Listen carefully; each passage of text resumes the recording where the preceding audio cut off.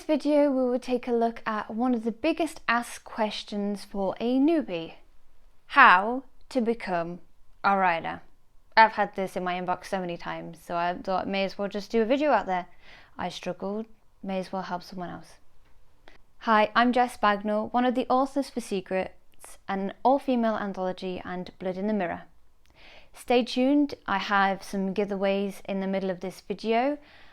Stay tuned for more on that. Translation and the way we express ourselves and convey our very human experiences into an artful literary presentation is the art of writing. Writing is a careful craft that follows certain techniques, though some rules can be broken.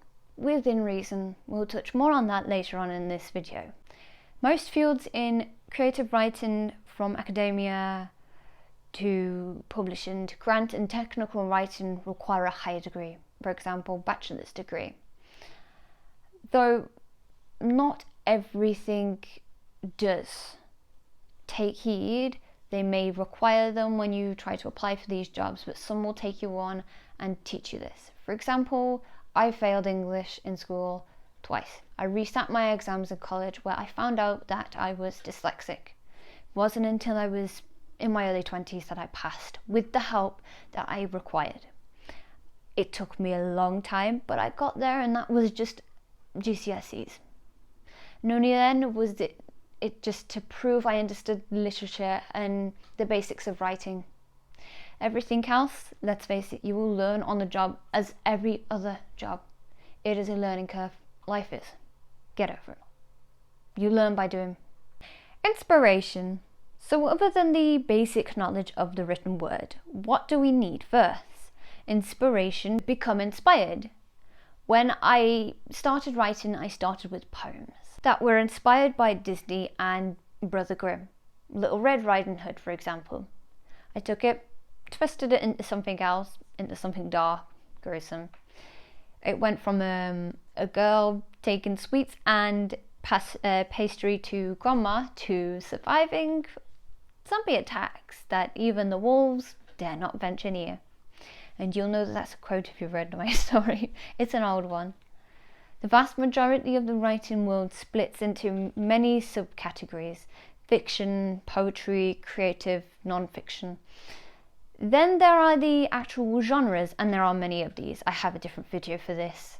I'm going to touch on a few: sci-fi, mystery, horror, romance, that kind of thing. The list will go on.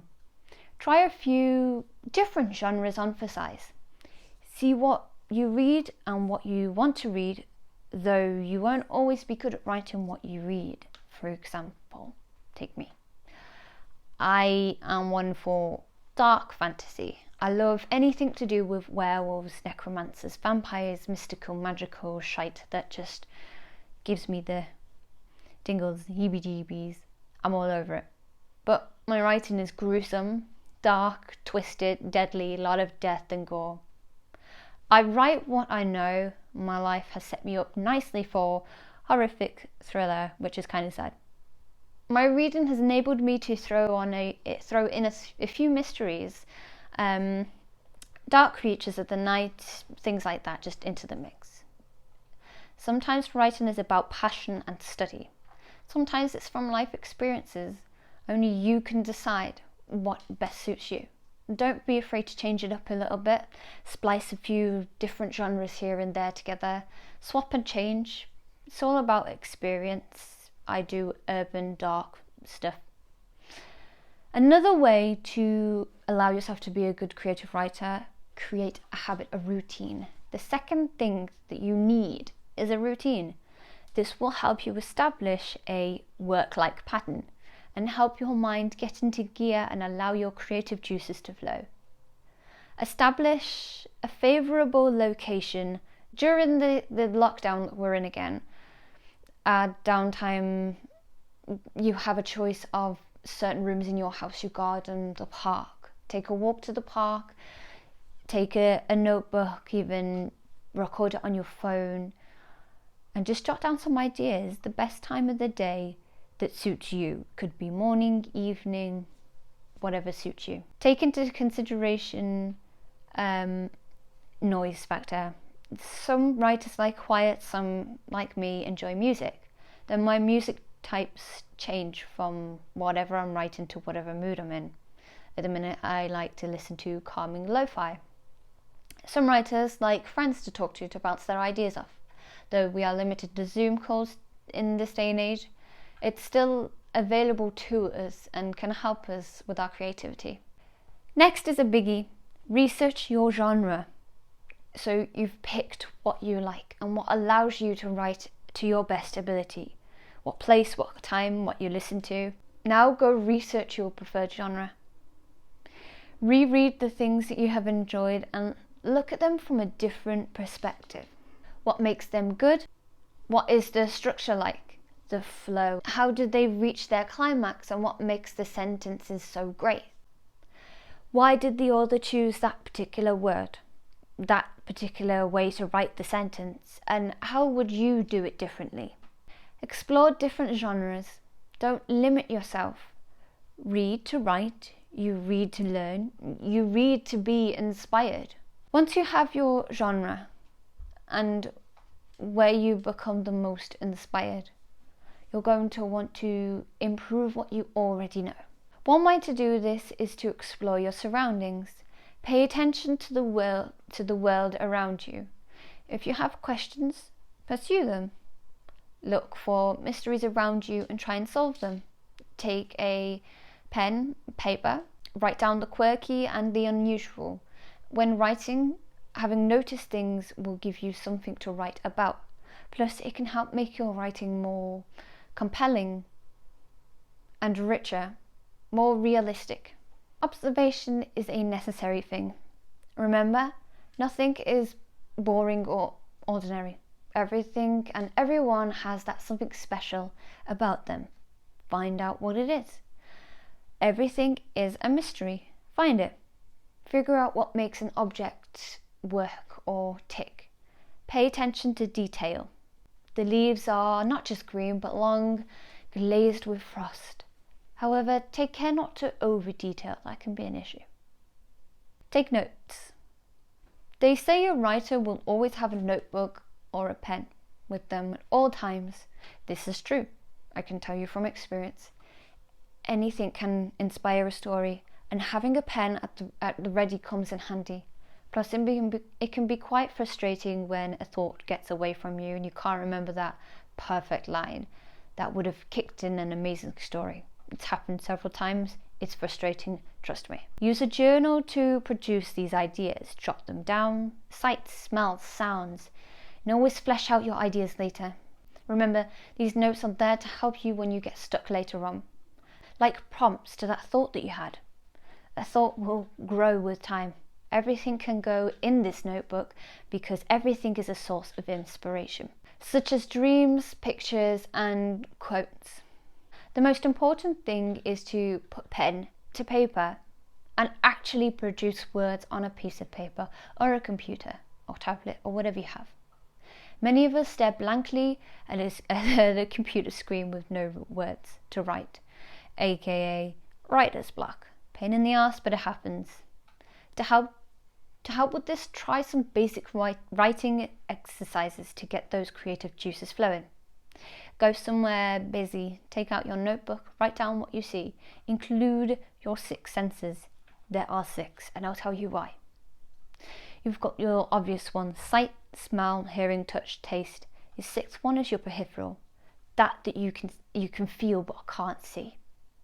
And also try a voice recorder, talking to yourself about what you see and how it makes you feel.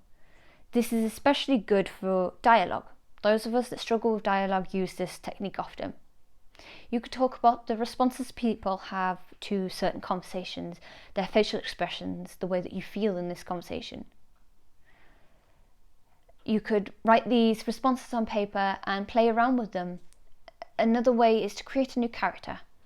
What do they fear? What do they look like? What do they like? Simple little games like those can get your creative lines in flow. Also, you just created a new character that you can use later on. It's always a plus. Finish what you start. Commitment is kept with creative writing. Don't be discouraged. There are many of us that have drawers stuffed with unfinished bits of paper that we just can't be bothered to finish, or stories that have just fizzled out. There are those that write the worst stories imaginable.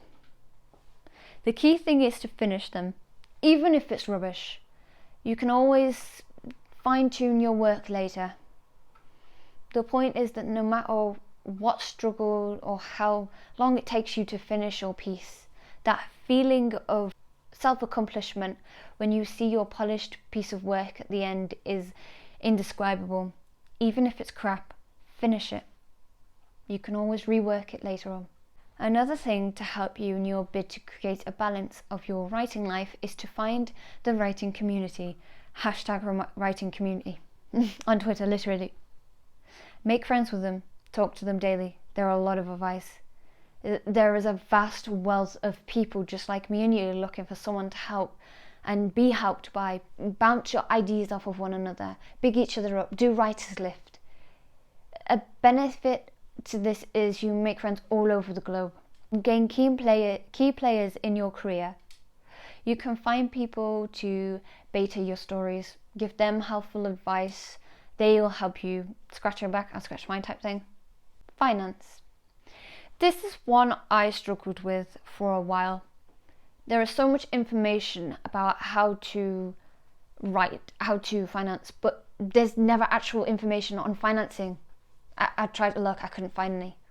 So what if I told you you don't have to spend a lot of money and really you shouldn't? Being a writer can be costly, especially if you're dyslexic, like me.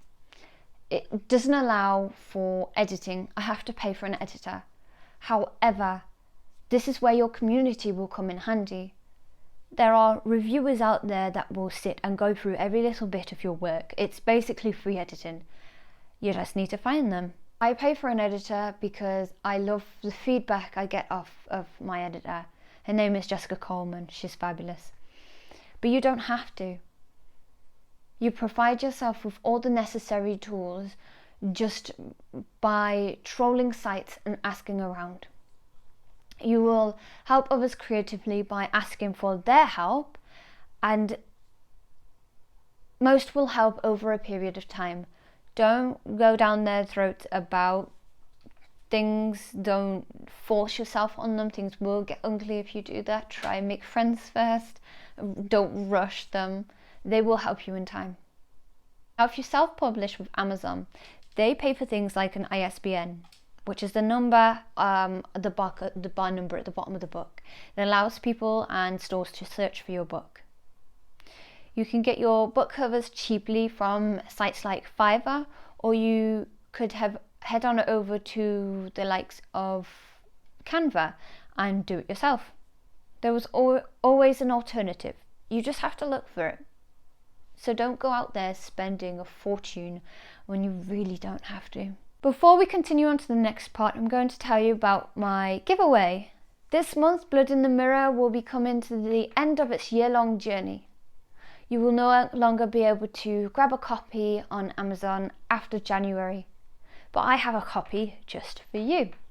All you have to do is click on the link in the description below and sign up. The winner will be announced at the end of January. So go ahead, sign up now. Okay, let's talk about turning inspiration into words. Draw the reader in. Suck your readers into your world so they will never want to leave.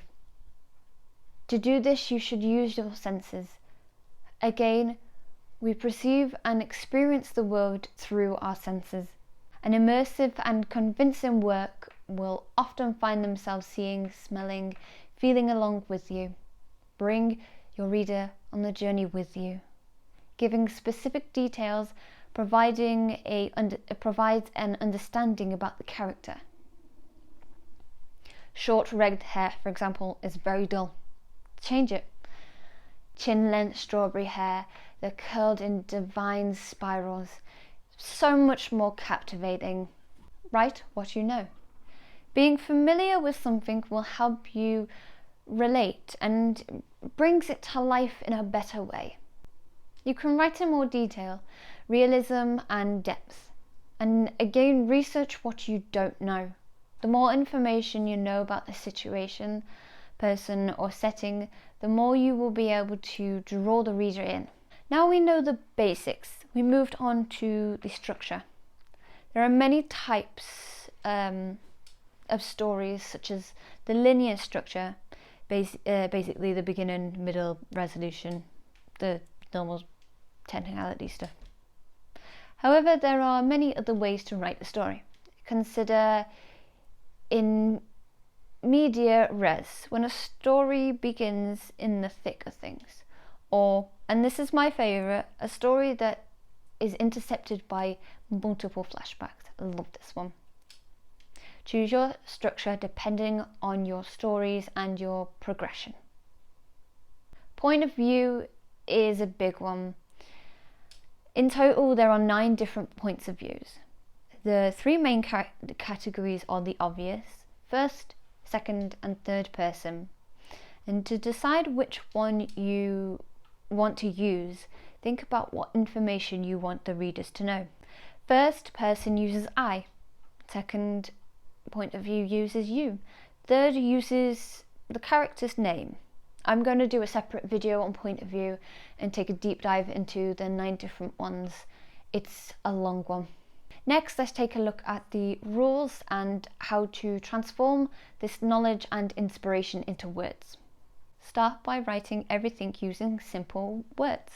We generally call this the rough draft for a reason. We can polish that rough pile of crap, that rough outline later on and flesh it out. When you're starting out, try at least 300 words a day. Realistically, try to write at least twice a week. If you have a busy life, it can be hard to find that balance, but this will improve your skill. It's important to note that while vocabulary is large, words are important, but just with chocolate, too much will drive people away. People will get sick quick. Not really, but that was the only example that I could think of. Long versus short. Structure is more than flow in paragraphs, it's the length of your sentences. For the first page, stick with short and simple so they are readable. It will hook the reader quicker. Not to say that you shouldn't use the bulkier sentences, it's just that it will roll off the tongue better this way. It is the same with a shock. Someone was murdered. It should be quick, short sentences. Deliver it in quick, short sentences. If you have an erotic scene where the characters are getting on, you want drawn out, longer sentences. You want them to be immersed into the situation, and this will help. Verbs. Verbs, there is such a thing as overusing them, but let's not get into that just yet. They can be a great driver for the sentence. They can carry the meaning from one to the next. Also, they help us authors achieve a fabulous degree of precision. Let's now mention them problematic verbs. We tend to overuse a lot. Did, went, saw, felt, had. While on occasion they are appropriate, they don't really add a spice to your writing. Swap them buggers out. Seriously, swap them out. Stop overusing them. Use more substantial verbs such as accomplished, skipped, gazed, experienced and secured. You can use a thing on Google where it will give you a list of verbs that are exactly the same, just better. Another tricky thing is the voice you use, active or passive. I have already done a video on this, so go check that out if you haven't seen it already. Adjectives. Be careful not to overuse adjectives. Just like verbs, they're a pain in the arse. Try not to add one before every noun. It's easy to do this, but very unnecessary. Sometimes they are redundant, and other times an adjective can be obscure. Another bit of good writing advice is use the thesaurus, use a dictionary. Obvious, right? You'll be surprised. Vocabulary, looking up the meaning of the words can be your best resource. Finally, rules are meant to be broken. I've said this so many times. Once you've learned all of the rules, of writing break them buggers. Yeah, I said it again. Good writer will bend and break the rules, pick and choose which ones they want to use. However, they will be consistent about it. Consistency is key with this. And that is all I have for you today. I hope this was helpful in your journey. Don't forget to check out my books on Amazon. Secrets is available. Erotic Fairy Tales of the Brothers Grimm is on pre-order, I believe. It will be out next month. And don't forget to click on that link to sign up for the Blood in the Mirror giveaway. Subscribe to my channel. I know most of you are watching my videos, so go subscribe and hit that bell button for the next alert.